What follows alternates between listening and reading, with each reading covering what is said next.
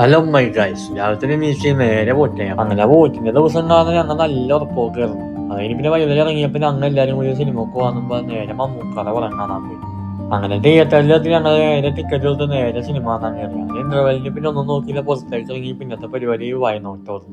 അങ്ങനെ എന്തെങ്കിലും കഴിക്കാന്നും പറഞ്ഞ് ഞാനൊരു കാപ്പിയും കുടിച്ച് ആവുമ്പോൾ എന്നെ പോപ്കോണും വാങ്ങി. അങ്ങനെ നിന്നപ്പോഴാണ് ഷാറൂഖ് പറഞ്ഞ, നീ ആണാന്നുണ്ടെങ്കിൽ നീ കാപ്പി ഉള്ളിലേക്ക് കയറ്റാം. പിന്നെ നമ്മൊന്നും നോക്കിയില്ല, നേരെ കാപ്പിയും വെച്ചിട്ട് നമ്മൾ നേരെ തിയേറ്ററിൽ ഉള്ളിലേക്ക് കയറ്റി. പിന്നെ കാപ്പി ഉള്ളിലേക്ക് കയറ്റിയ സന്തോഷം ഇപ്പൊ നിന്നീ കണ്ടുകൊണ്ടിരിക്കുന്നത്. അങ്ങനെ ആ സിനിമയും കണ്ട് നമ്മൾ നേരെ അബീബിലേക്ക് പോയി. അതും വെളുപ്പിന് 3 മണിക്ക്. അങ്ങനെ നമ്മൾ വെളുപ്പിന് 3 മണിക്ക് നമ്മൾ ചായയും കുടിച്ച് നേരെ വീട്ടിലേക്ക്. അങ്ങനെ ഞങ്ങളുടെ കൂട്ടത്തിലെ ഏറ്റവും വലിയ ചളിവീരനാണ് നമ്മുടെ ഷാറൂഖ്. കുറെ നേരം ഞങ്ങൾ സഹിച്ചു. പിന്നെ ഒന്നും നോക്കിയില്ല, കാറിൽ നിന്ന് പുറത്താക്കി അവനൊന്ന് ഓടിപ്പിച്ചു.